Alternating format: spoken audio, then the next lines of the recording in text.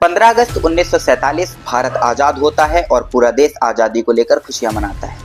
पर आजादी के साथ खून, आग और नफरत भी पैदा होती है। एक तरफ आजादी की खुशी, दूसरी तरफ बंटवारे की चीखें। इस नफरत के बीच में एक आदमी जो आखिरी सांस तक शांति की जिद में अड़े रहते, जिनका नाम था महात्मा गांधी।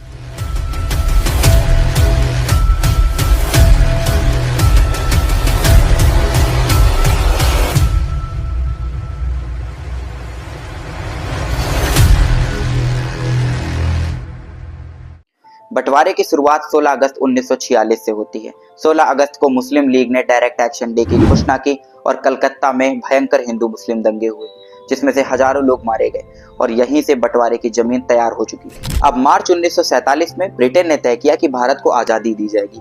भारत के लास्ट वाइसरॉय माउंटबेटन, जिन्होंने बंटवारे का जल्दबाजी में फैसला लिया।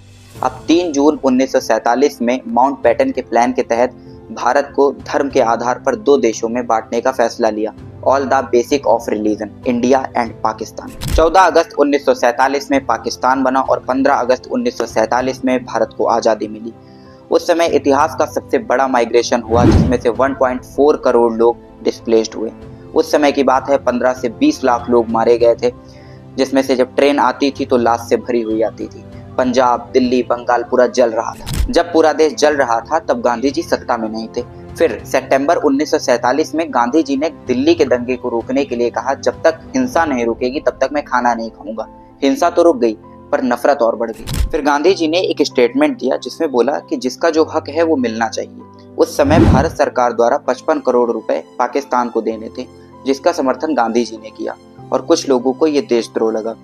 उस समय कट्टर सोच वालों के मन में एक नाम दुश्मन बन गया, गांधी। नाथूराम गोडसे का मानना था कि अहिंसा के आड़ में हिंसा हो रही है और हिंदू मारे जा रहे हैं। गांधी जी हिंदुओं को कमजोर बना रहे हैं। पाकिस्तान और मुस्लिमों के प्रति गांधी जी ज्यादा लगाव रखते हैं और अहिंसा देश को बर्बाद कर देगी। यही धीरे धीरे विचार उनके नफरत में बदले और नफरत ने हिंसा का रास्ता चुना। मुझे नहीं लगता कि गोडसे इस मामले में अकेले होंगे, उनके पीछे कई लोगों का हाथ होगा। खैर, गांधी जी के ऊपर पहले भी कई हमले हुए, लेकिन उन्होंने सिक्योरिटी लेने से मना कर दिया। 30 जनवरी 1948 शाम 5:17 गांधी जी प्रार्थना सभा के लिए जा रहे थे, तभी भीड़ से निकलकर नाथूराम गोडसे ने 3 गोली गांधी जी के सीने में मारी। आखिरी शब्द हे राम, और भारत का विवेक जमीन पर गिर गया। मैं मानता हूं कि कुछ गांधी जी के फैसले गलत थे, पर क्या उनकी हत्या करना सही था? गांधी जी एक सोच है, एक विचारधारा है। गांधी जी एक बहुत बड़े लीडर थे। शायद वो किसी धर्म या किसी देश के फायदे के लिए नहीं सोचते थे। हम लोगों को ये बुरा लग रहा था कि हमारे देश का बंटवारा हो रहा है, हमारा देश अलग हो रहा है, पर गांधी जी ने ह्यूमैनिटी के बारे में सोचा, पूरे विश्व के बारे में सोचा, लोक कल्याण के बारे में सोचा, और तभी शायद पूरा विश्व, पूरा वर्ल्ड गांधी जी को मानता है। मैं एक बात कहना चाहूँगा कि आदमी व्यक्ति के पीछे नहीं, विचारधारा के पीछे भागता है। जय हिंद, जय भारत।